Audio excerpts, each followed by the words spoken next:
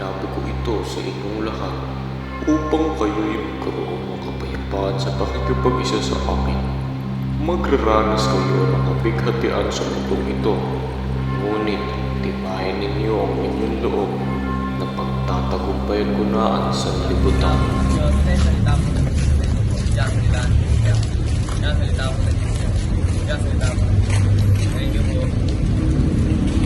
Tapos, oh, tulog ko mo ulit. Kung ano yung nabibigay ka na naman ng salita ng Diyos. Uli, yung gusto ko. Sabi na lang. Ang hindi umibig ay hindi kilala ang Diyos dahil ang Diyos ay pag-ibig. Yung mga Diyos. Ano to, tol? Ba't pare-parehas? Iyan lang yung alam ko eh. Okay lang yan, tol. Tara tol, maghanap na lang tayo ng trabaho na pwede natin masukan. Ayoko muna. Basta din yung sa ginagawa ko. Wala naman tayo mapapala dyan eh. Kayo, mas gusto niyo lagi trabaho eh. Siyempre, naghahanap po tayo. Pag-iisipan ko, mga tol. Pagka napag-isip-isip ako, pupunta ako sa inyo. Tulungan niyo na lang maghanap ng trabaho. Na ako.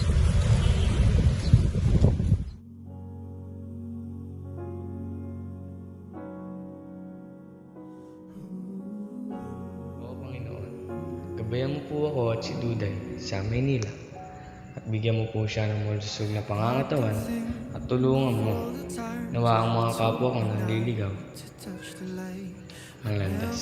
Ano ba yan? Gutom na ako, kailangan ko na makahanap ng trabaho. Saan kaya ako makakahanap ng trabaho para mayabangan ko yung dalawa? Si Margie at si Hugo. Nay, pwede pong mag-apply sa inyo ng trabaho. Maraming salamat po, Nay. Pili na po kayo ng lobo. Kuya, pili na po kayo ng lobo. Magkano yun, kuya?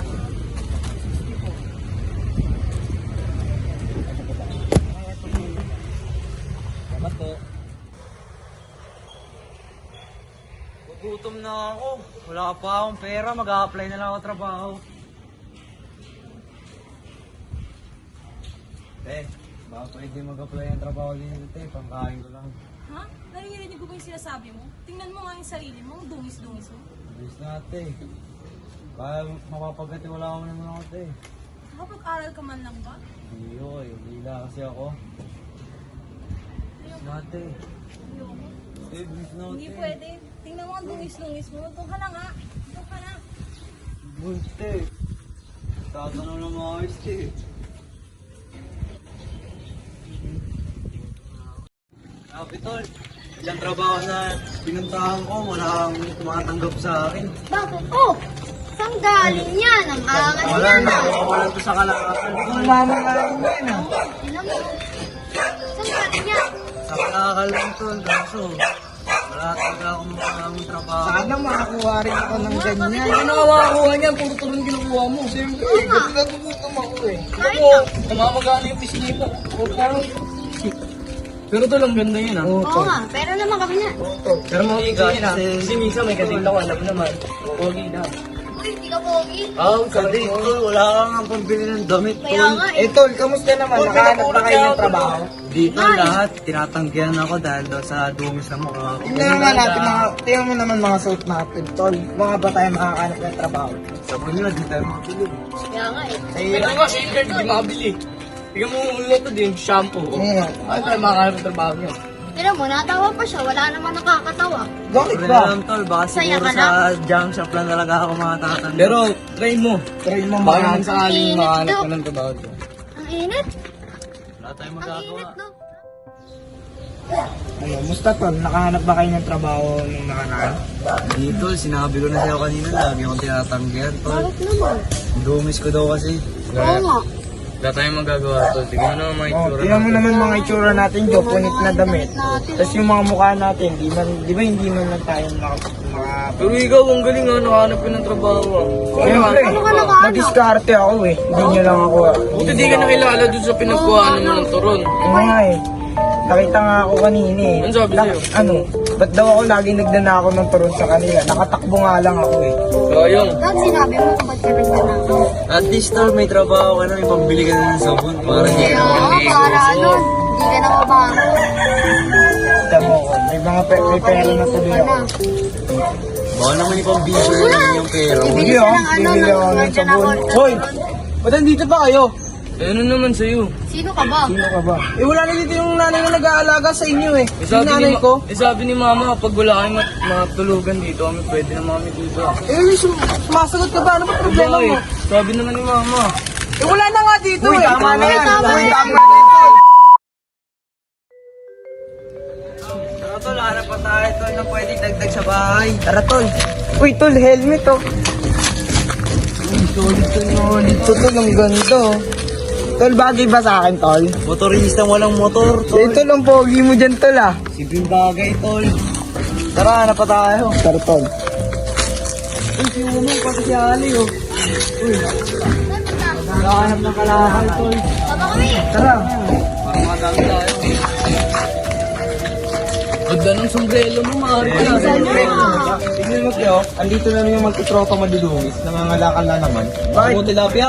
Bakit ba? Wala kaming ginagawang masama sa inyo ah. Kung ang nakulit-kulit yung damit mo, kung mga problema nyo kay tilapia tol. Uy, tama na. Doon ang problema tol. Uy, tama na. Huwag yun ang Doon kayo, yan. na kayo dito. Hindi na tayo kayo. magkakapera dyan, tol. Pag ginano natin yung Oo, dito dyan. yaman sila. Gaya nyo na sila, tol. Bakaw tayo. Alis na kayo dito. Mayayabang. Baho. Oh, ba't may helmet ka dyan? Tanggalin mo nga yan. Wala ka timang, tol. Wala ka namang motor. Helmet ka ba yun, no? Nga pala, ba't mo pa kami pinigilan dun, tol? Inaapi na tayo, pinigilan mo pa kami. Nawala lang si mama, ganyan na sila. Kala mo kung sino matataas. Yan yun na yun, mga tol. Hindi naman kasi tayo magkapera kung papatulan natin yun. At least tayo, nangangalakal lang tayo. Kahit asa rin tayong madungis. At least wala tayong natatapakan tao, di ba? Kahit naman yung tinatapakan, tol. Teka. Iba yung kinusapan, ha? Gusto na kaya si Duday? Tol, di ka na kakausapin na nasa Maynila na yun, tol. Yung salita ng ganyan, tol, syempre nangako sa akin yun na papadala na ako ng liyan. Naku, tol, Diyos lang kayang tumupad ng pangako, tol. Tuloy nasa isip ko, nandito naman kami. Syempre, iba pa din kapag andito siya, di ba? Para mas masaya. Eh, doon ka na. Grabe naman kayo. Uy, Ka sa masaya amin. yan. Syempre, Dahon lang yan. namimiss ko na siya, di ba? Matagal-tagal na rin nung nakuha siya. Okay lang, at least namimiss ko siya. Malay mo, umuwi si Duday dito. Masaya. Dito eh. Pero ako, basta ako nakahanap ako ng trabaho. Pupunta ako sa Maynila. Tapos kukunin ko na kayo, di ba? Para doon na tayo manirahan. Nakakasawa na dito sa probinsya. Sana, tol. Pangarap mo yan, tol. Basta isama mo kami. Sakay mo tayo kami- ng airplane. huwag mo kami kakalimutan ha. Oo, doon. Madaming turon doon. Yun. Huwag ka lagi. Di ba? Turon na nakakain. Pwede ka kami kumuha banana cue, pati maruya. May cake kaya yun. Cake? Grabe Walang ka cake naman, doon. Tingnan mo, pati cake. pupunta kang Maynila. Pagka Bisaya mo dito sa probinsya, dala mo doon. Dadalhin mo doon. Siyempre, gusto ko kasi makatikim nun eh. Hindi pa ako nakakatikim nun. Sinunod ko sa bata. Cake naman. Wala nga pang bilito ron. Cake pa kaya. Shampoo nga, hindi ka Baka makabili. naliligo eh. Gusto mo pa ng cake. Dito, sana kung sakali man lang mas na pera tayo. Sana hindi pa rin. Hindi kapag nangalakal tayo, mag-ipon tayo. Para matupad yung ano. Pag dumating yung karawan mo, edi bibili natin yung cake na gusto mo, diba? Oo, kahit yung ano lang. Nahihintay lang. Ano ba kalaki gusto mo? Maawa din ang Diyos sa atin. Siguro tol, pag ako yumaman, papatayo ang malaking bahay. Doon tayo magkakasama. Yun. Ganda Yun, ng pangarap mo pangarap yun, ah. hindi ko makakabot yun. Mahirap abutin yun. Bibigyan lang kita ng lemon square sa birthday mo to. Gantong talagyan natin ng sitwasyon natin sa kandila. buhay, tapos magkakaganon tayo. Malay mo. Pero, diba? Wala naman imposible eh. Hindi naman masama ang mangarap, di ba? Yeah. Malay mo, ipagkaloob sa atin ng Diyos.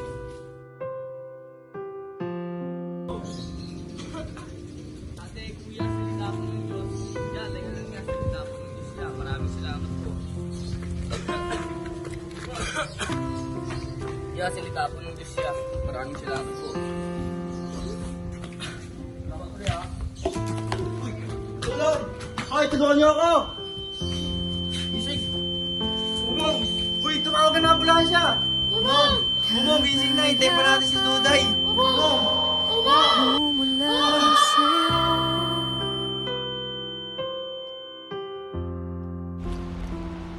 I know some of you hindi ako kilala. Ako nga pala si Duday, ang kababata ni Una.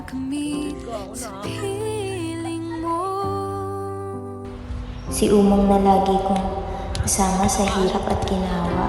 Si Umong na kasama ko sa kulitan at asaran. Pahinga muna tayo, Duday. Huwag muna. Oo nga, kapagod. Sana makalis tayo sa bayan po rin. Sana may umangko na sa atin yung mayaman. Sana nga mayaman para matupad na yung mga pangarap natin. Ano ba pangarap mo? Unang-una yung makalis sa bayan po na. Tapos, umaman. Para mapili yung mga gusto kong sports car, diba? Pangalawa, gusto ko kasama ila sa isang bahay. Gusto sa'yo yun. Oo nga, gusto ko din yan. Ano, tara, diskarte na tayo. Tara! Sa kanya ko rin natutunan na maging matapang at madiskarte. Tayo. Ano, kaya babuhatin ka? Ay, sige na nga, let's go. Madadali ito.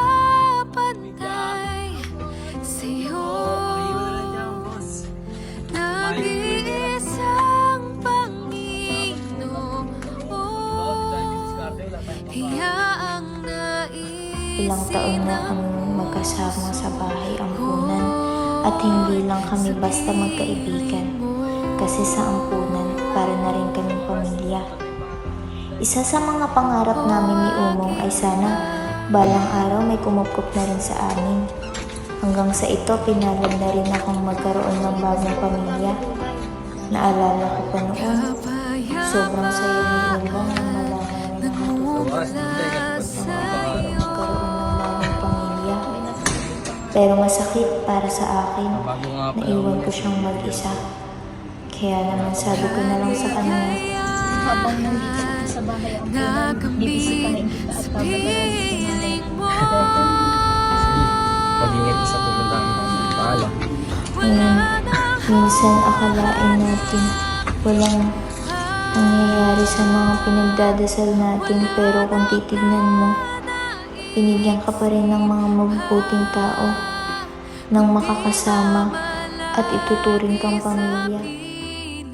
Sinubukan kong magpadala ng mga sulat, pero ni isang sagot wala akong natanggap. Kaya inisip ko na lang na baka may kumukop na rin sa kanya. Sa wakas, natupad na rin ang mga pangarap niya. Natupad na namin ang mga pangarap namin. Pero mali ako. Mali lahat ng inaakala ko. Kagabi lang, may tumawag sa akin at nabalitaan ko ang nangyari kay Umong. Hindi ako makagalaw sa nalaman ko.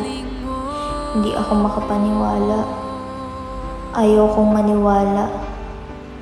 Nakatakda na talaga ang pag-uwi ko sa aming probinsya para bisitahin ko si Umong. Pero hindi naman sa gantong sitwasyon. Umong, maaari nasa isip mo na hindi mo natupad ang mga pangarap mo.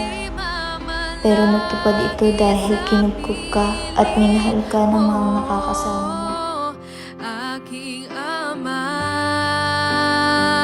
Salamat at hanggang sa muli, Umong.